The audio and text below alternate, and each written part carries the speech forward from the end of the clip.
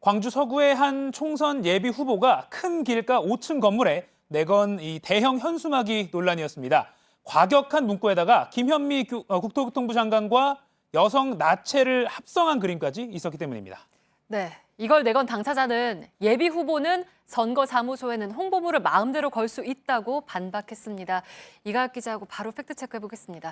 네, 예비 후보자의 선거사무소 외벽 현수막에는 아무런 제약이 없습니까? 아무런 제약이 없을까요? 절반만 맞는 말입니다. 네. 선거법상 예비 후보자는요, 선거사무소에 간판, 현판, 현수막을 게시할 수는 있는데 규격이나 개수 제한은 없습니다. 다만 내용까지 제약이 없는 건 아닙니다. 다른 후보자나 후보자의 가족을 비방해서는 안 되고 허위 사실을 적어서도 안 됩니다. 네, 그러면은 이번 경우는 어떤가요? 광주 선관위에 문의를 해봤는데 오늘 1차 판단을 했다고 합니다. 선거법으로만 보면 이 현수막 내용이 법 위반이라고 보기는 어렵다고 판단했습니다. 다만 해당 예비 후보가 선관위 등록과는 달리 실제로 그 빌딩에 있는 선거사무소를 운영한 흔적이 없어 보여서 이 부분을 중앙선관위에 검토해달라고 요청했습니다. 이 선거사무소를 실제 운영한 게 아니라고 판단되면 예비 후보자로서 현수막을 걸 수도 없기 때문이죠.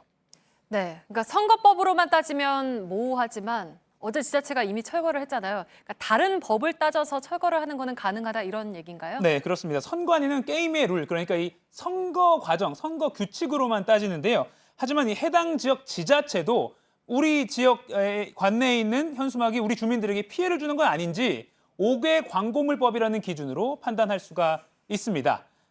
네, 그러니까 꼭 선거법으로만 볼 게 아니라는 거죠? 네, 그렇습니다. 보통은 후보들이 이 선정성 또는 뭐 혐오 논란이 될 만한 수준의 이 현수막을 내거는 게 좀 후보 입장에서는 위험한 선택이잖아요. 뭐 이런 걸 거의 안 하기 때문에 이번 사례가 매우 드물긴 합니다만 이 지자체 관내에 걸린 현수막은 바로 이 법 취지에 따라서 지자체장, 이번 경우에는 구청장이죠. 이 권한으로 뗄 수가 있습니다. 5개 광고물법에 나온 금지 광고물 규정, 즉 음란하거나 태폐적인 내용, 청소년의 보호, 선도를 방해할 우려, 이게 근거입니다.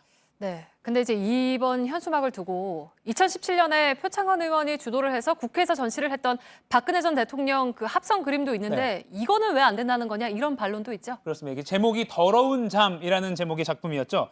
당시에도 뭐 정치적인 패러디다, 표현의 자유를 보장해야 한다는 등의 옹호도 있었지만 바로 이 부분에서 비판이 컸습니다. 특정 성별을 근거로 한 희화나 패러디까지 표현의 자유로 보호할 수는 없다는 겁니다. 그래서 표 의원은 당시 이 일로 민주당으로부터 당직 정지 6개월 처분을 받기도 했습니다. 유력 대선 주자였던 문재인 대통령도 대단히 민망하고 유감스러운 일이라면서 예술의 영역과 정치의 영역은 다르다라고 지적하기도 했습니다.